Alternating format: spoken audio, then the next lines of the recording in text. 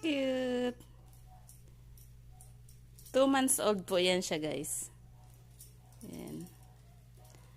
Bagong member po ng aking mga alaga. Opo. Mas masarap mag-alaga ng ng hayop. Kasi feel na feel mo talaga na. And then mga guys, no, kailangan po is mahalin natin yung mga pusa or aso.